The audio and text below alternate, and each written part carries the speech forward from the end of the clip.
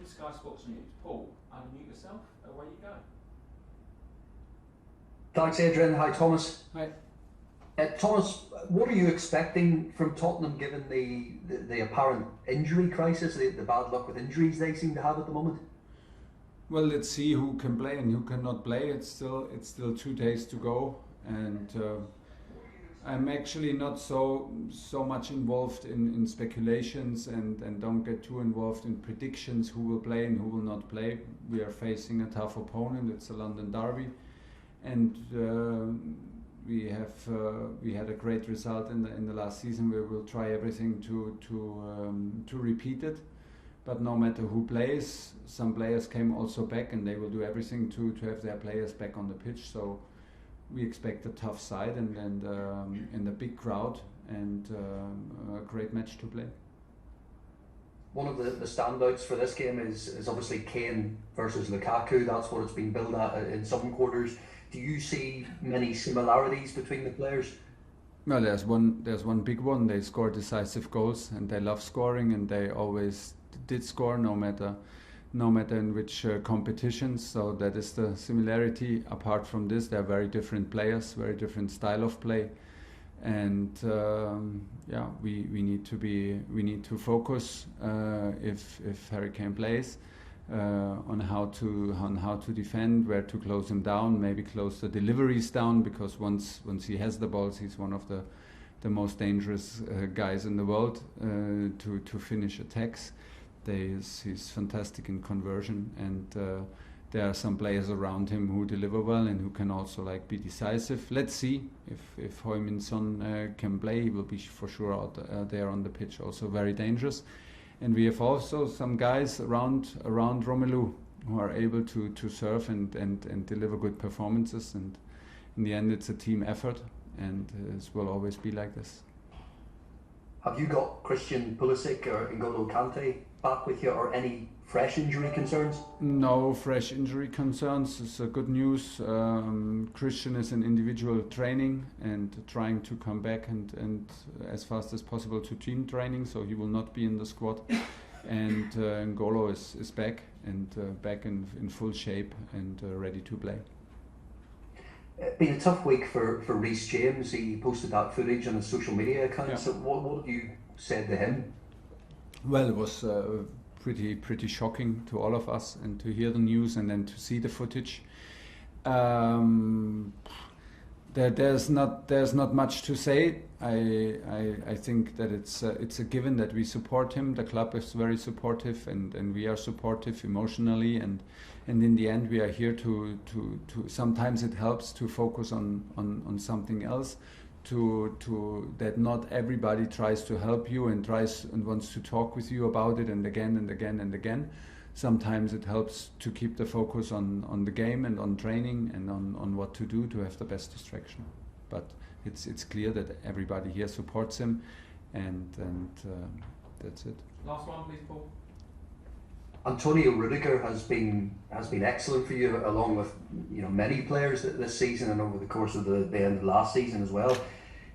What's the state of play with his contract? Is there anything you can say? Are you confident that he will extend? No, I hope that they find the solutions, but it's not only between these things, as you know, it's not only between coaches and players and what we wish for.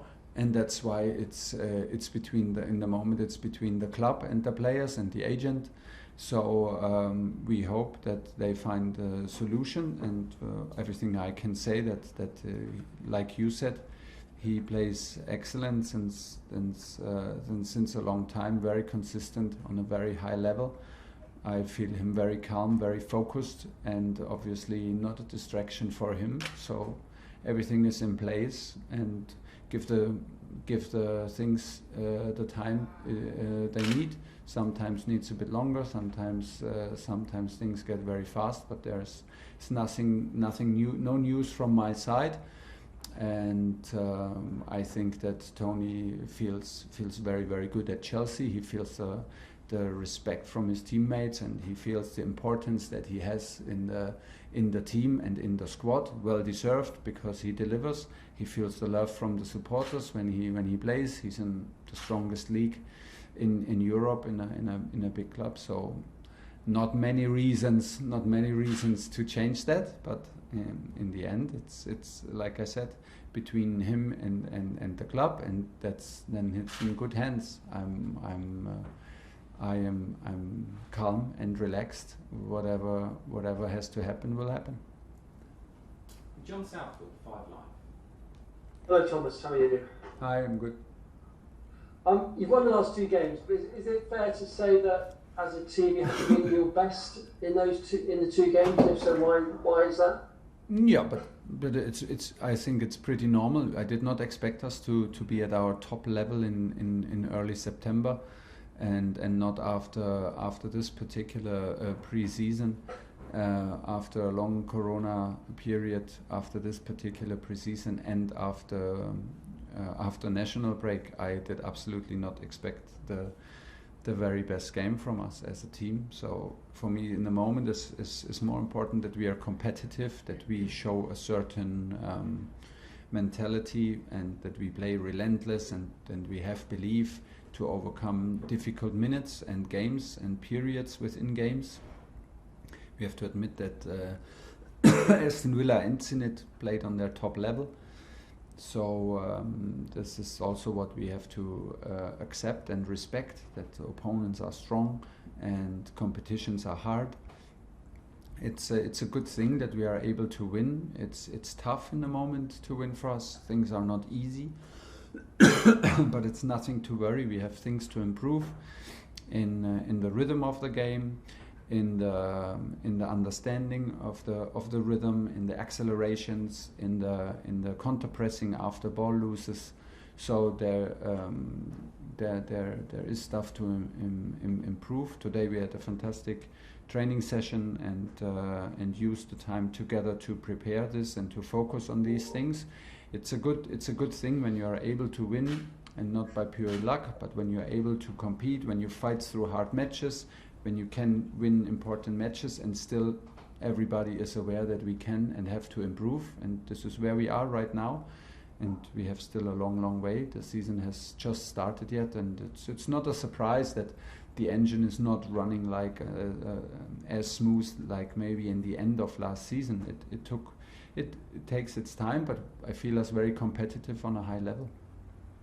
And given the attacking options that you have, how big a challenge is it for you to try and get that balance right around Lukaku? I don't feel it like as a too hard challenge, because things get better and better, and there's also a reason we have now Romelu in. He's a key player, he's the reference up front. So we lost some players in the group, and everybody brings a different energy and a different setting. If we lose an important player, we don't lose only the player, we lose also the personality. Somebody loses maybe a friend next to him in the dressing room, and these things need a bit of time to readjust and to settle down and to be calm. Now we took, for example, the decision to have Malang Sarr, Ruben Loftus-Cheek and Ross Barkley in our squad. So these things take time. They were in an insecure place. Now they know what's going on. Everybody knows now what the squad is. Whom do we rely on? And from there on, the things will get hopefully easier and easier. And it's by pure repetition, being focused, and being aware that we have to improve stuff. We will improve, because we will have time together, and we use the time. This is the most important.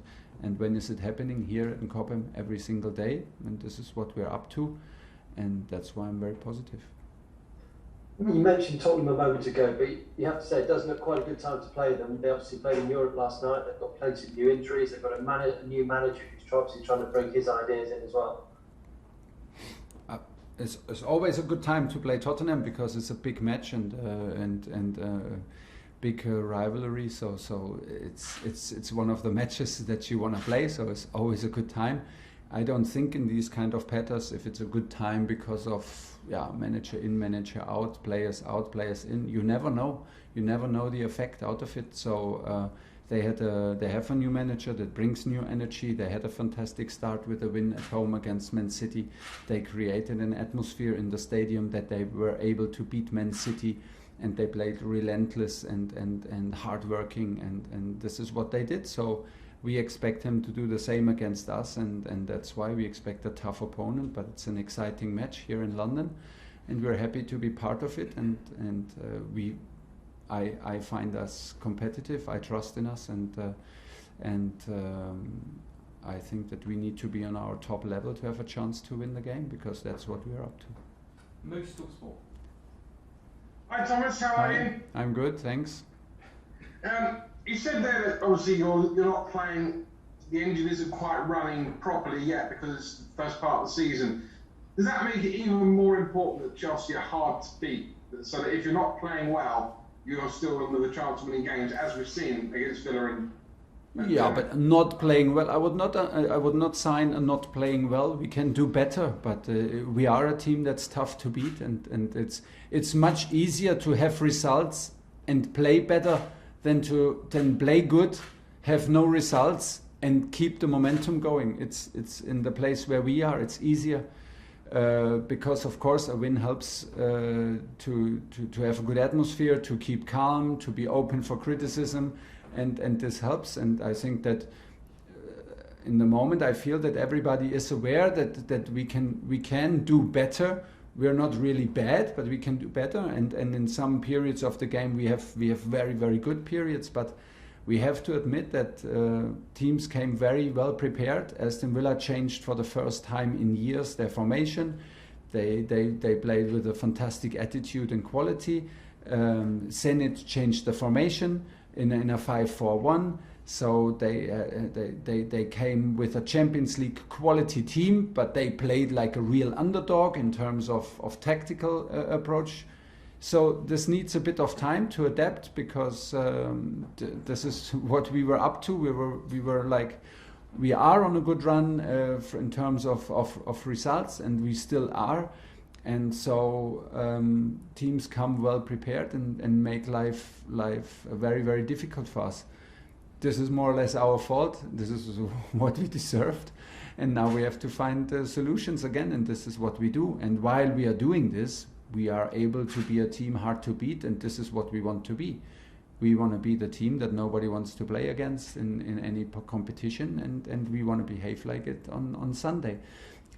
And this is very, very important to have this kind of attitude, because it's normal that things don't go always in your direction in between 90 minutes, in between the whistles, and so you have to be able to fight through difficult moments, and this is what we do, and we overcome these moments, and we are never in doubt of what we are doing. I feel us very confident to go through these moments within games, and maybe it's the best also to accept it, that it can happen, and to not over expect from us. Just got a couple more quick ones. First of all, you got 2 days extra to prepare for the game. Is that a massive advantage? It's good. I like it, because we have like after a good day off, which was good for us. We have still one recovery day. We had one recovery day yesterday, and we have 2 training sessions where we can prepare physically and tactically to improve exactly what we want to prove. I like it. It's very rare, so it's good for us.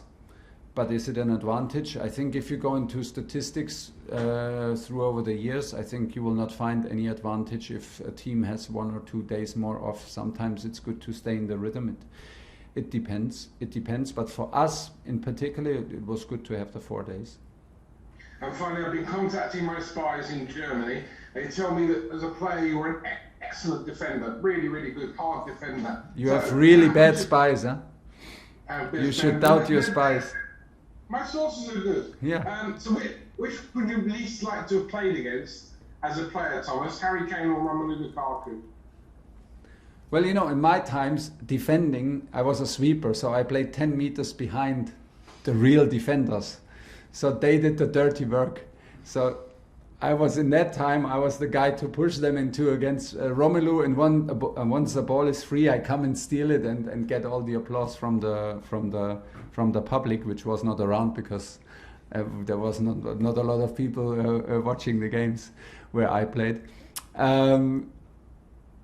and maybe I would. You know, Harry Kane drops a lot to number 10 position.